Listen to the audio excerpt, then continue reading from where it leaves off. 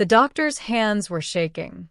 I remember that detail so clearly, the tremor as she clicked through the ultrasound images. But she wasn't looking at my baby's heartbeat anymore. She was looking at me, and her eyes, those tired brown eyes that had delivered thousands of babies over 2 decades, told me something was terribly wrong. I was 32 years old, happily married, for months pregnant with our first child. We had the house, the career, the life we'd planned. We had the dream. And then she said something that made my blood run cold. You need to leave your husband.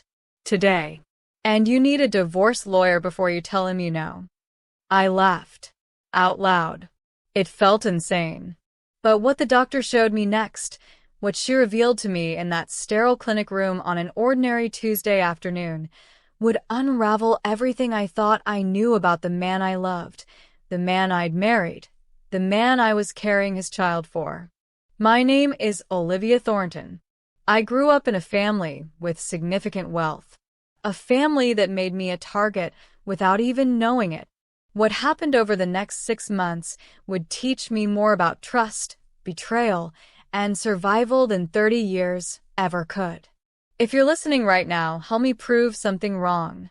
My mother said I wouldn't even reach 1,000 subscribers, but I believe stories like this deserve to be heard. Help me show her that these tales matter. Please subscribe to Olive Revenge Stories, and let's keep breathing life into stories that were never meant to stay silent. Now, let's continue. 3 key questions unfolded in front of me that day. Why would a doctor risk her license to tell a patient to divorce? What did she see? What was my husband hiding, and for how long? And here's the one that haunts me most. How did I not see it coming? His name was Christopher Mitchell. Handsome, charming, successful in finance. We met at Harvard Business School in 2015 at a networking event that neither of us particularly wanted to attend. He was the kind of charming that feels effortless, like it costs him nothing to make you feel like the most interesting person in the room. He listened when you talked. He remembered details about your life. He asked follow-up questions. Looking back, I realized those were manipulation tactics perfected over years, maybe decades. But at the time, I felt seen. I felt truly loved, maybe for the first time in my life. We dated for 3 years. He proposed with a 3-carat diamond ring on a sunset beach in Cabo. The proposal was perfect in every way, the kind of moment you'd see in a movie. My friends were jealous. My family approved. My father, Robert Thornton, who'd built a massive real estate empire spanning 12 states, loved him. My mother, Patricia, thought Christopher was the son she never had. We married in 2019 at an elaborate ceremony with 300 guests at the Fairmont Hotel in Manhattan. Everything looked perfect, but perfect is often the biggest illusion. Looking back now, there were signs. Small things I dismissed like they were nothing. Christopher would disappear for hours. Work calls, he'd say. But his job was flexible. He worked from home most days. He was secretive about his phone. He'd turn the screen away if I walked past, a gesture so quick you'd miss it if you weren't paying attention. Once, I saw a text notification from someone named Jay. Very casual, very intimate, just 1 letter. When I asked, he said it was his cousin James. But his cousin's name is James, not Jay, who uses just an initial.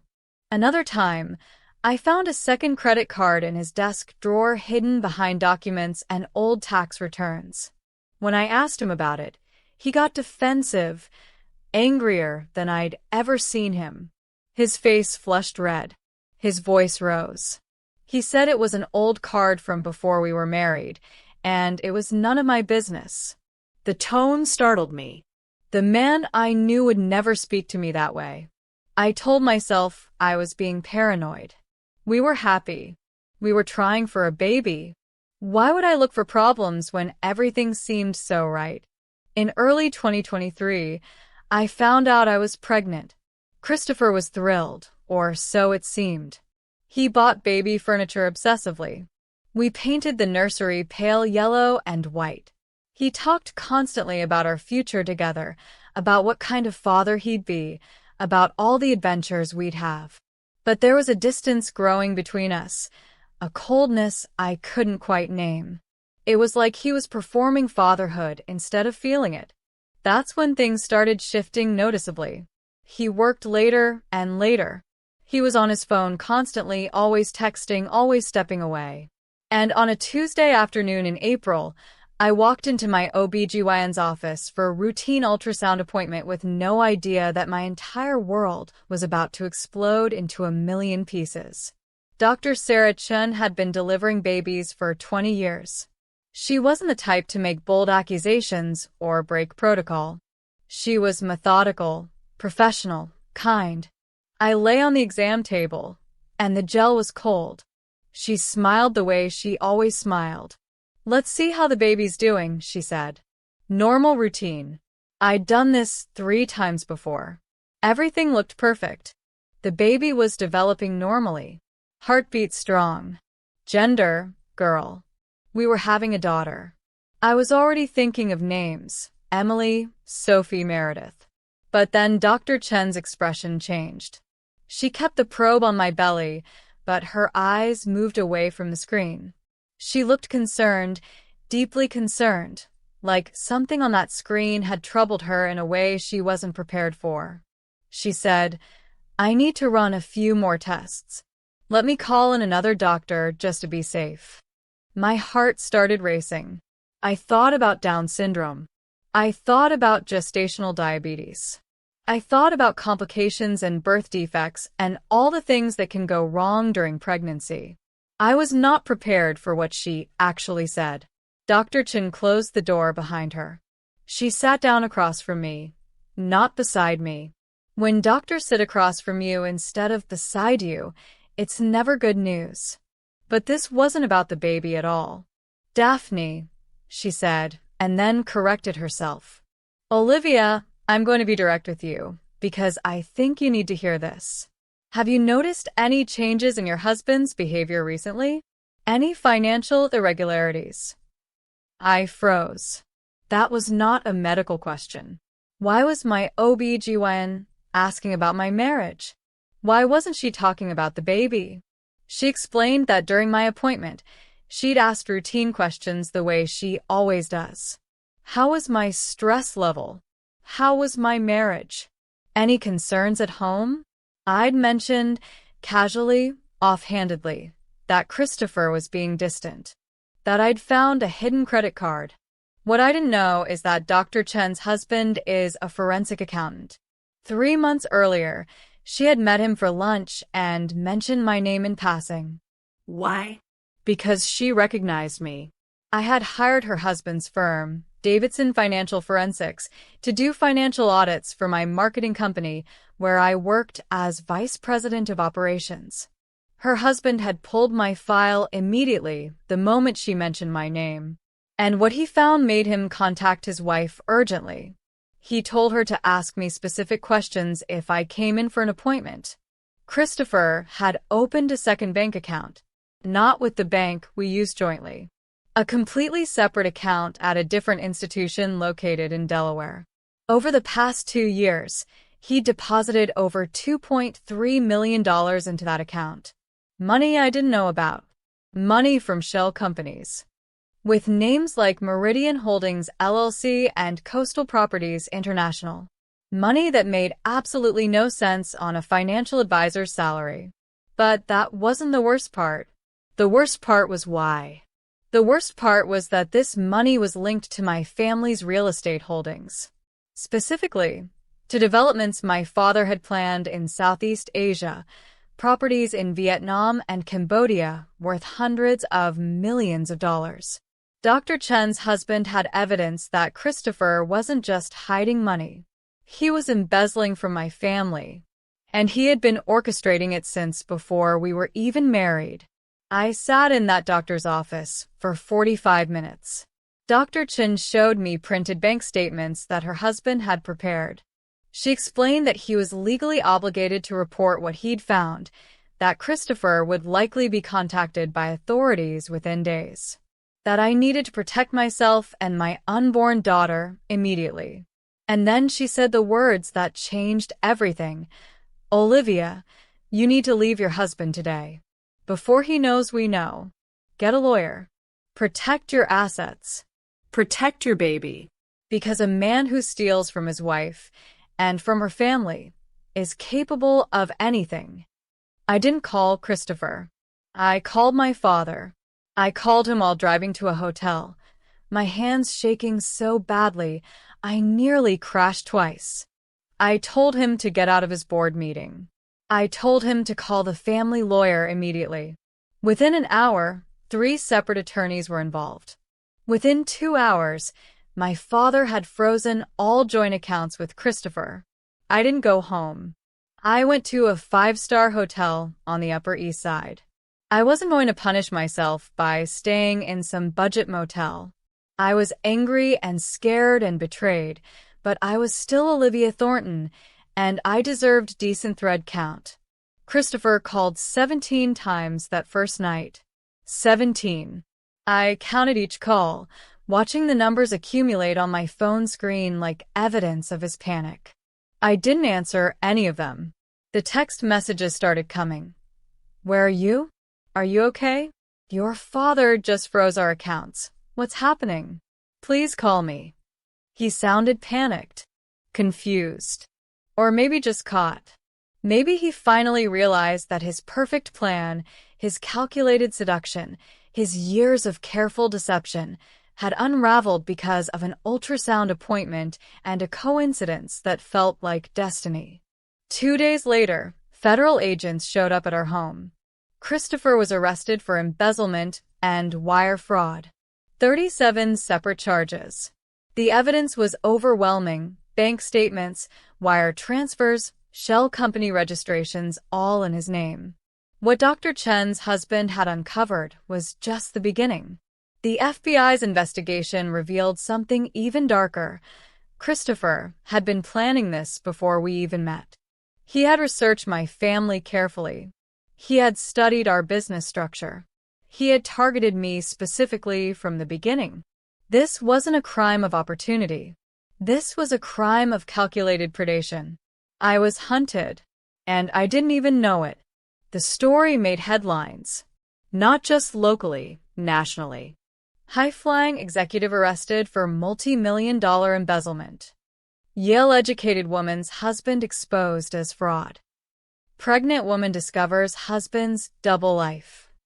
The press loved it because it had everything: wealth, betrayal, pregnancy, federal crime. My privacy was shattered overnight. My social media was flooded with messages, some sympathetic, others cruel. Some people called me foolish for not seeing the signs. Others blamed me for being born into money. My company suggested I take medical leave. My friends split into 2 camps: those who believed me and supported me, and those who thought I was exaggerating or overreacting. The loneliest part was knowing that I had actually been right about those red flags. That my gut had been trying to warn me, but I'd talked myself out of it. I'd convinced myself that I was being paranoid, that successful men were often busy, that having a second credit card wasn't necessarily suspicious. I'd silenced my own intuition because the alternative, that the man I loved was a criminal, was too terrible to accept. Over the next 3 months, federal investigators uncovered a pattern. Christopher had studied predatory tactics extensively. They found books on manipulation in his library: The Art of Deception, Influence, The Psychology of Persuasion, The Game by Neil Strauss. He had taken courses on social engineering online. He had researched my family's business for years before approaching me. They found a journal in his possession. He had written about meeting me. He called me the target in his private writings. He wrote about the long game. He had photographed documents from my briefcase during nights when I was sleeping. He had researched my family's real estate deals with meticulous detail. He had orchestrated every romantic moment: the proposal on the beach, the wedding ceremony, the decision to have a child, as part of a larger scheme to embed himself into my life and my family's finances. Every moment I thought was love, every whispered promise, every kiss, every intimate conversation late into the night was strategy. Every single moment was calculated deception. My therapist would later help me understand that what I was experiencing wasn't just grief over a failed marriage. It was profound identity trauma. I had built my sense of self around being a good judge of character, being intelligent, being perceptive. Christopher had shattered that self-image completely. In my 8th month of pregnancy, I was living with my parents in their estate in Connecticut.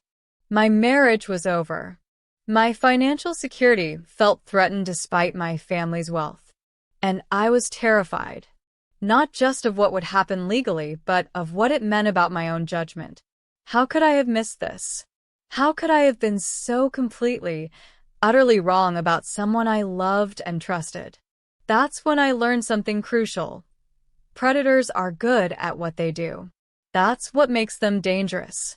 The smartest, most perceptive people in the world can be fooled by someone who is exceptional at deception. Understanding that didn't heal me immediately, but it did forgive me. But here's where the story gets more complex. During the investigation, prosecutors uncovered something unexpected. Christopher wasn't working alone. There were other people involved, a network. And as they dug deeper, they started asking my family uncomfortable questions. The investigation shifted. It wasn't just about Christopher. It was about whether my family's business dealings were completely legitimate. Whether some of the money he'd stolen had been routed through accounts connected to my father's business operations. Suddenly, I wasn't just a victim. I was a witness, possibly an unwitting accomplice. Christopher agreed to a plea deal. In exchange for cooperation with the investigation, he would receive a reduced sentence. That cooperation meant telling authorities everything, and what he told them made my blood run cold. Christopher had been hired by someone in my father's inner circle, an executive named Marcus Webb, someone who'd been with the company for 18 years. Someone my father trusted completely, someone who'd worked his way up from an entry-level position to vice president of operations. Marcus had approached Christopher through a cryptocurrency forum. He had laid out a plan meticulously: get close to me, gain access to family business information, help route money through our accounts in exchange for a massive cut of the proceeds. Christopher had been a puppet. The real architect of the scheme was inside our own company, inside our own family circle. Marcus Webb was arrested. The investigation into him revealed he was part of a larger international embezzlement ring targeting wealthy families across America. He had infiltrated my father's company specifically to facilitate schemes like this. He had been grooming Christopher, preparing him, coaching him on how to be convincing, how to manipulate, how to embed himself into a family, and exploit them from within. The worst part for my father was the realization that he'd been sitting across from a thief at board meetings for nearly 2 decades. He'd trusted Marcus with major business decisions. He'd invited him to family dinners. He'd written recommendation letters for him. And Marcus had been using that access and that trust to exploit us systematically. My father aged 10 years in that month. The guilt of not seeing it, of bringing that person into the company, of creating the opportunity, it haunted him. It still does. The trial lasted 6 weeks.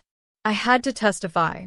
I had to explain, in front of cameras and journalists and strangers on social media, how my marriage was a fraud from the beginning. How I'd loved someone who didn't exist. How my baby girl's father was a criminal who'd targeted me before I was even born. How every moment of our relationship had been orchestrated by someone else's greed. The verdict came down. Christopher was found guilty on all counts. He received 12 years. Marcus received 15. Justice felt hollow. It didn't undo anything. It didn't restore what was taken, not just money, but trust. Trust in my own judgment. Trust in the world. Trust in love itself. But then something happened that nobody saw coming. During his incarceration, Christopher started corresponding with a researcher, a psychologist studying white-collar crime and pathological lying. And he provided detailed testimony about his own psychological state, his childhood trauma, his inability to connect authentically with people, his obsessive need for control and power. Was he trying to gain sympathy? Or was he finally being honest for the first time in his life? Even now, I don't know. But what his testimony revealed was that this wasn't about money or greed alone. It was about a broken person trying to assemble an identity from other people's lives. He didn't love me. He consumed me. And maybe he never even knew the difference. My daughter was born on December 15th, 2023. She is 4 months old as I tell this story. And she is the best thing that ever came from the worst period of my life. She has no memory of her father. She won't carry that trauma into her childhood. I went to therapy, a lot of therapy. I learned that trauma bonding is real, that I wasn't stupid for not seeing Christopher's deception. I was human. I learned that predators are often created by their own pain, but that doesn't obligate me to heal them or forgive them. Here's where the story takes a turn that I never expected. 6 months into my therapy, my therapist mentioned something. She said, "You know that you likely saved your family significant financial loss by catching this when you did, right?" I hadn't thought about it that way, but it was true. If Dr. Chen hadn't had a husband who recognized the patterns, if I hadn't mentioned the hidden credit card during my ultrasound appointment, if I hadn't listened to her warning, Christopher and Marcus's scheme would have continued. They had projected 5 more years of operation. The losses could have been 10 times what they were. They could have bankrupted my father's entire legacy. I wasn't just a victim who escaped. I was a victim who, through pure accident of circumstance, prevented something far worse. Does that heal the wound completely? No. But it reframes the narrative. I'm not just a woman who was fooled. I'm also a woman who, ultimately, protected her family. The biggest lesson this taught me isn't about spotting liars. It's about the fact that we can do everything right and still be hurt by someone. We can be intelligent, successful, intuitive, and still be targeted by someone who is exceptional at deception. For years, I blamed myself. I thought I should have seen it. But the truth is that trust is necessary for human connection. If I go through life assuming everyone is a predator, I'm not protected. I'm imprisoned. So the real lesson is this. Trust, but verify. Love, but maintain your own identity. Let people in, but keep an escape route open. I'm not afraid to love again. But I'm also not going to dismiss the small warnings anymore. That intuition, that feeling that something is off, I'm going to listen to it instead of talking myself out of it. Today, I'm co-parenting my daughter with a man serving 12 years. I've rebuilt my professional life. I've been promoted to senior vice president at my company. I've built stronger boundaries with my family. And I've learned that healing isn't about forgetting. It's about integrating the experience into your life in a way that makes you wiser, not bitter. Was justice served? Yes and no. The perpetrators are in prison, but my daughter will grow up knowing her father through supervised prison visits and eventually parole. The wounds in my family take time to heal. Trust, once broken, doesn't mend quickly. But here's what I know now. I survived. My daughter is safe. My family is recovering. And the person I thought my husband was, the person I loved, never actually existed. So maybe there's something almost freeing in that realization. I'm grieving someone who is never real. And I'm celebrating the person I've become in spite of everything. You deserve people in your life who are honest about who they are. You deserve partners who show up the way they promise. You deserve to trust your instincts, because they're usually right, even when your head is telling you otherwise. The doctor who warned me probably broke protocol that day, but she also saved my life. Because sometimes the biggest act of love is telling someone the truth, even when it's hard. My name is Olivia Thornton, and this is the story that changed everything.